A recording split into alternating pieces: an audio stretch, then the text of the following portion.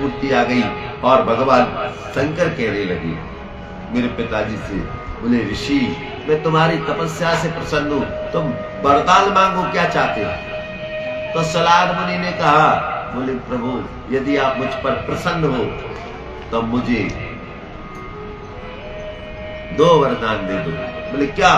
बोले पहला वरदान तो ये दो कि मेरे घर में ऐसा पुत्र हो जो किसी के पेट से पैदा न हो, अयोनिज हो, और दूसरा वरदान दो वो पुत्र कभी ना मरे। क्या? वो कभी ना मरने वाला हो। भगवान शंकर ने कहा, बोले तथास्तु, ऐसा ही हो। क्या हो? ऐसा ही हो। और सलाद मुनि को आशीर्वाद दे करके भगवान शंकर अंतर ध्यान हो गए और सलाद मुनि अपनी तपस्या को छोड़ करके और अपने आश्रम आ गए। और अपने आश्रम आकर के उन्होंने सारा वृत्तांत, सारी कथा आश्रम वासियों को सुनाई अपन, और आश्रम वासी बड़े खुश हुए और आश्रम वासी महाराज उत्सव मनाने लगे। क्या मनाने लगे? उत्सव मनाने लगे।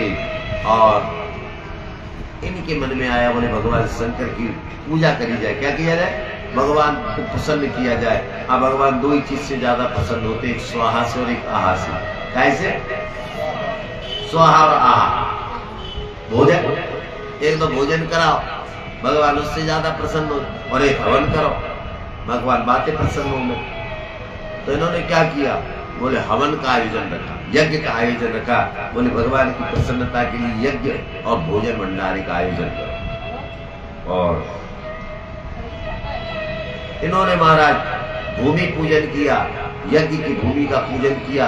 और यज्ञ की भूमि पूजन करने वाले यजमान को क्या फावड़ा चलाना होता है, वही कुंड को पहले फावड़ा वही चलाता है। और जैसे सलाद मुनि ने फावड़ा चलाया तो महाराज इनके फावड़े चलाने पर एक तेज पुंज प्रकट हो गया।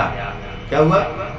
एक तेज पुंज प्रकट हुआ और तेज पुंज में एक सुंदर बालक जिसकी 10 भुजाएं थी और 3 नेत्र थे, जिसकी बड़ी बड़ी जटाएं थी, जिसके माथे पर चंद्रमा सो रहा था, मानो दूसरे साक्षात शिव उस जगह प्रकट हो गए। और सारे देवता उत्सव तो मना रहे थे, अब सभी पुष्प वृष्टि करने लगे, पुष्प वर्षा करने लगे, और अप्सराएं नाचने लगी, गाने लगी। और ब्रह्मा जी आ गए और विष्णु जी आ गए, क्योंकि भगवान स्वयं उनका पुत्र बनकर के आए सलाद मुनि का।